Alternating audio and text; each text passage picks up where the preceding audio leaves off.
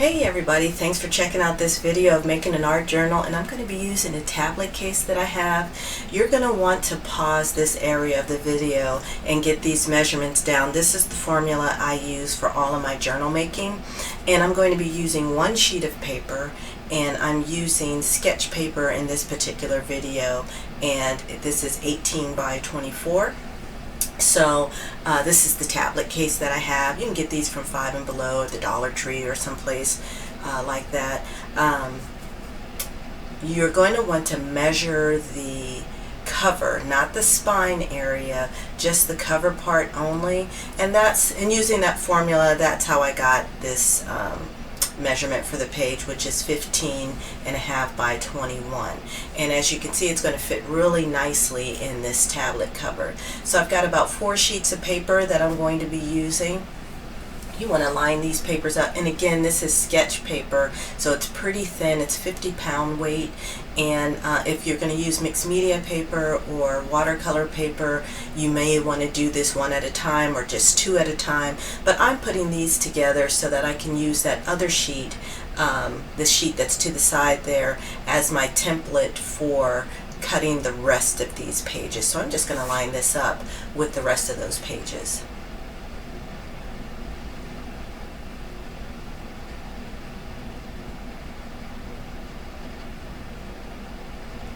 Now this funky journal, as I call them, because my funky journals always turn out to be just a bit wonky or some raw edges, but I like that. So I'm using this ruler just so that I can push the edges of the paper up against it so that I can get my markings for where I'm going to be tearing these pages. Now you can use a scissor or a cutting, a cutting board. Scissors, a cutting board, or I can't even, the guillotine cutters for this part if you like, if your paper will fit in it. But I'm just using a roller again because I like raw edges, and I'm just going along this paper, this template, just to make sure I get these measurements correctly. You see me coming in and out of the camera because I'm checking to make sure that line is straight, and I'm also going to use my ruler to go along this strip to see if in fact they all are measuring the same width. And where it isn't, I just kind of adjust the paper again and crease.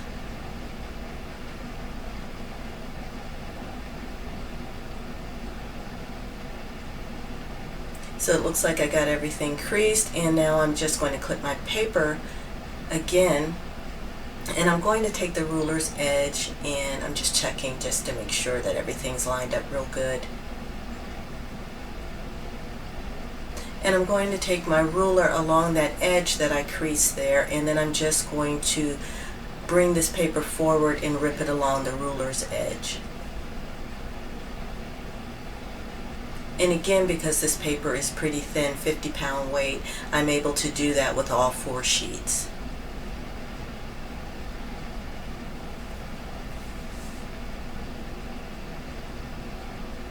So there we go. So now I have my 15.5 by, I'm just checking with that template to make sure, 15.5 by 21. And now I'm going to get into the folding aspect. I have this in my other videos, and it's the same process I use. I'm folding it in half and then in half again, and I'm creasing it really well. I'm folding it lengthwise, and I'm creasing again and again. I will fold it forwards and backwards. I'm going to take it lengthwise and take that right edge to the center and crease, and then I'm going to take the left side to the center and crease, and I'll flip it over and I'll do the same thing. The key here is to get really good creases so that this journal page will fold easily into itself when it's time for that. So now I want to fold it in half, and I'm going to go from the folded side, which is on the right, and I'm going to cut straight to the next line, straight through the center, but don't go over that line. And now this is how the paper should look when you squeeze the left and the right sides together. It kind of makes a cross. And again, you may want to just pause the video and replay this. And again, I'm creasing the heck out of these edges. So now I'm going to take a glue stick, Elmer's Extreme Hold. I love this. And I'm just going to go around the edges. First, let me get a piece of paper to protect my area. And again, I'm just going to swipe a couple swipes down each side, all around the sides. And I only do the sides. I don't do the centers of the pages. And I'm definitely going to hit the center where the slit is, and get this paper to cooperate. And there we go, folding it. And again, I'm creasing again, and I will open and crease the center of every page. Now there's no glue in there, but I just want to make sure that everything is lining up correctly, and see how flat that is. So I'll just set that aside to dry, and I'll do the other ones off camera. And there you go. So those are all done, and the next step I'm going to do, I'm just checking to make sure that they fit really good inside of this tablet cover. This one I wasn't paying attention, so I don't have it lined up correctly, so it juts out from the tablet a little bit, but that's fine. I'm still going to use it. This tablet happened to come with a elastic strip that goes across the back, so I like that. I'm just showing you these raw edges and just playing around with the paper.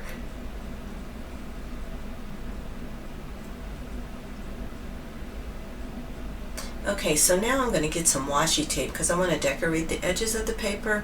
You don't have to do this. You could sew it if you like.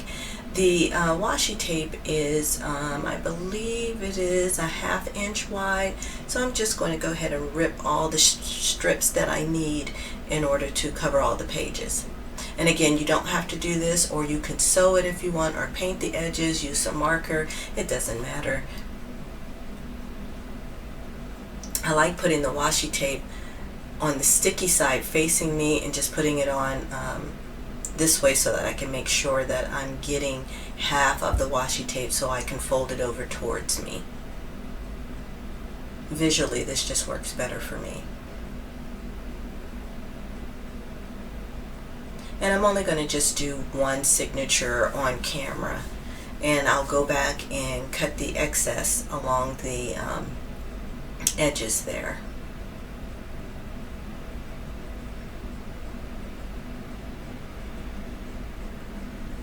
Alright, so I'm going to do the other ones, and there they are. And doesn't that look nice and neat? And it just gives it a nice little decorative edge. And again, I have to put it back in this tablet and just play with it and just see how that looks. Now the next thing I'm going to do, because this is sketch paper and I use a lot of wet medium, I'm going to prep my pages with some gesso. You can either use white gesso or clear gesso. It doesn't really matter. Now if you know you're not going to be using wet medium, you don't have to prep the pages at all. So I'm putting my white gesso down, and I'm going to use a piece of stiff cardboard, or you can use an old credit card or an old gift card, and I'm just haphazardly putting this gesso down, and I'm doing it on all of the pages. Even though it's wet, I'm turning these pages over and doing it. I could have put the gesso down before I put the washi tape, but sometimes the washi tape is not as tacky and it won't stick to the gesso, and you'll have to glue it down. So it doesn't matter in what order you do it, it's whatever's going to work for you. So I'm just quickly doing this, and again, it's not neat at all. And there's missing spots on the pages, but that's fine for me. Now I'm going to stand this up in a paper towel holder just for drying purposes while I do the other ones. And now I've got a little fan on the table, and I'm using my heat gun, and I'm just kind of going over all the pages. It really takes about 20 minutes to 30 minutes to dry, if you've used a really thin layer, which is what I've done. So now they're all dry, and I'm just again checking them out. Now there's some bumps and some gloppy spots on it, so I'm going to take a piece of sandpaper and just sand those down. You don't have to. It does add to the funkiness if you don't. It's just whatever you want to do.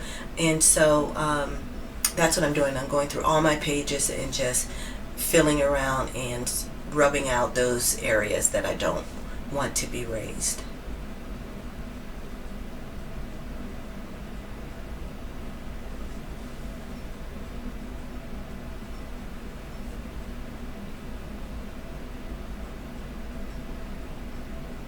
there you have it, and it's all gessoed. And let me clean this area, and again I gotta play with this. Now if you don't have one that comes with a strap, you can always buy a pencil case that has a strap, and that will go across really nicely. That's a nice little additive there, and addition I mean. And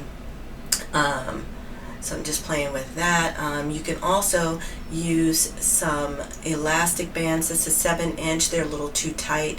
These rubber bands are made by a woman-owned company that I got from Amazon, and that has really good stretch, so I like using those.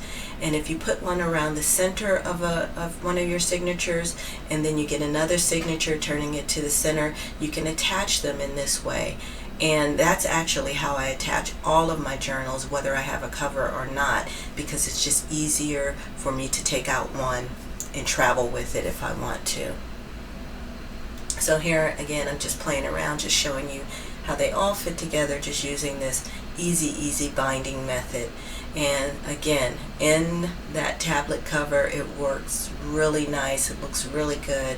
You can also put one around the spine of the tablet cover, find the center of these two journals, two on one side, two on the other, and slip it through there, and boom, they're in there.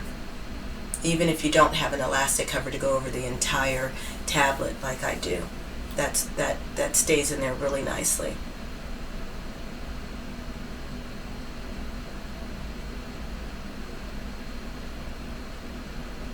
Again, I just love playing with this and just seeing how this works. That's what I'm doing right here.